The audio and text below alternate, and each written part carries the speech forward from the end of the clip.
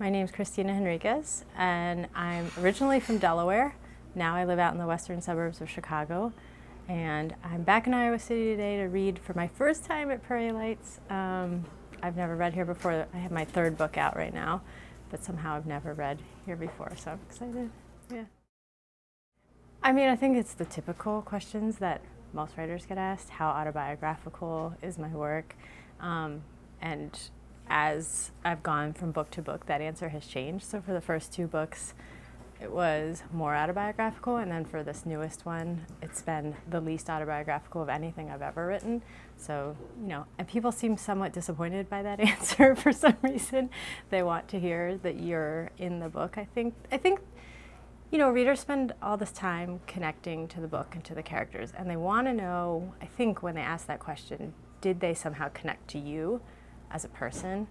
And so I think that's why it's disappointing if you say, no, I just made it all up. It sort of feels like pulling the rug out from under them in a little bit. So that's the one question I get asked. I get asked a lot, what's my inspiration? That kind of typical question, which, again, obviously changes from book to book. So for this book, it was basically that my father is an immigrant, and I wanted to kind of tell his story, or stories like his, in this book. Let's see, what else do I get asked a lot? Those seem to be the two the most. And then people tell me things, which is that the book made them cry. And so now I've learned that that's my specialty, is that I can make people cry with a book. And for some reason for this book, people have been saying a lot that it should be made to a movie, which I'm like, from your mouth to, Steven Spielberg's ears or somebody, so. I used to be very regimented and rigid about how and when I would work. And I felt like I needed to set up the perfect environment, and I had to have like my cup of tea, and it had to be this perfect temperature, and I had to be wearing my special pajamas, all the certain things had to be in line, and then I could get writing done. That was before I had 2 kids. Now I have 2 children who, honestly, if I'm waiting in line at the grocery store and I jot down an idea for something, it's like that was successful writing for that day sometimes. So I squeeze it in whenever I can, and I'm not too precious about it anymore. It's like wherever and whenever I can get writing done, I get it done. But I can't. If it's too loud, it's really hard for me. If it's like very loud, then it turns into white noise, and maybe that would work. But if they're, it's hard for me in a coffee shop because I hear other people's conversations and I start tuning into what they're talking about instead of writing myself. If I need to get real writing done, I have to go somewhere quiet usually. And that can be outside where there's just kind of ambient noise. I'll sit on a bench somewhere and work. I sit in my car sometimes with my laptop on my lap and just work. Or I'll go to the library and get a study room and I'll work. But yeah, it's hard. The noise is the thing for me now. But in terms of a place, I'm sure there are lots of places where it would be hard to work. Although, as a writer, then you start to convince yourself that anything is work, Like you start to be like, okay, I'm stuck in this swamp somewhere, but I'm thinking about my story, and so that's technically work, or I'm gaining experience from this thing, and somehow I'm going to use that so this is technically work. You can talk yourself into that all the time too, so who knows. Sometimes it's true, but sometimes you're just, fooling yourself. Read. Yeah, that's the main thing. And I go back to read some of my favorite things over and over again. And one of those is Drown by Junot Diaz, which to me is still my favorite book of his. And if I'm stuck, I go back and read it.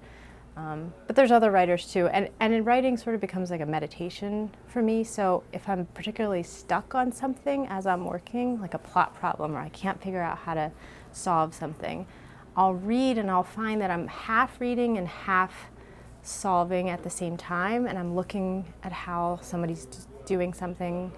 And I can sort of figure it out within a few pages. Or it gives me an idea or a direction, at least, of something I could try. So I use the word little too much, and I use the word just too much. Yeah, I think everyone has their tics, right? Yeah, so those are 2 of mine. But then then there's the copy editor or the editor who will be like, why is everyone wearing sneakers? And you're like, I don't know. I never realized that before. And And then you thank God for these people who, you know, save you from yourself before your book comes out.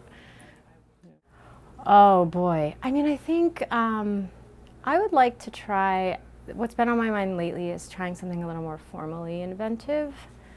I think my books so far have been fairly, you know, straightforward, chronological. Like, they've had some kind of elements of invention in the sense of, like, this newest book has 2 main narrators, but then interspersed all throughout are all these voices of different narrators. So there's like 11 narrators in total, and it kind of gets broken up in a weird way, but still it's, you know, it's not like something revolutionary, and not that I want to do something revolutionary necessarily, but I think it would be interesting to kind of play with form and structure a little bit more than I have in the past.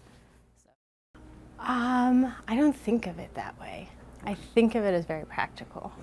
I'm a practical, non-spiritual person, I think, and to me, writing's just part of that. You know, like during my time at the workshop, you know, you have these beautiful 2 years where you get to do anything you mean, just write, and beyond that, you can do anything you want. Like, and I was the person who would set my alarm. I would get up, I would write for 4 hours, 5 hours, you know, and then I would read the workshop stories, I'd go to workshop, and that was like my day. So I was always very diligent about it, and I always feel like, I think that, you know, there's something magical in the sense, I don't know if that's what you mean by spiritual, like, but that the way that the writing happens and comes to you, and that there's those moments when you're writing, certainly, when all of a sudden something comes out better than you thought it could, and you read it back to yourself and it doesn't even sound like you, it sounds like something beyond you. And that's really exciting. Those are the moments you sort of are living for, you know. But I guess I still don't think of it in terms of being spiritual. I don't know, that word for me, for some reason, puts me off. Who is a writer in my mind? Oh my gosh. I think it's someone who does the work, sits down, tries to block out distractions, and who, to me, it has to do with artfulness too. I mean, I think there's many different types of writers in the world, but for my version of a writer, and what I thought of coming up through school and what it would mean to be a writer, there was some artfulness to it in the sense of that you were making decisions that were not based on what you thought anyone would like, but based on what you thought somehow would, I don't know the right word for it, why I'm a writer. Sometimes I need to sit down and think about the word for a while.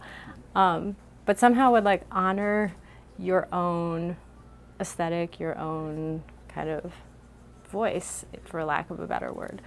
I mean, I think that's such a cheesy word to say like your voice or whatever, but you know, but that honors something about you that's like really essential to your being, and that you make the choices sort of based on that, not based on what you think people want to read or what the market is, you know, dictating it wants, or all of that kind of stuff. So for me, that's part of what being a writer is, I think. And it's someone who gets to stand up in front of prairie lights and read. I mean, like, you know, those are all the real writers to me. So to now to get to do that is going to be like, maybe I've made it.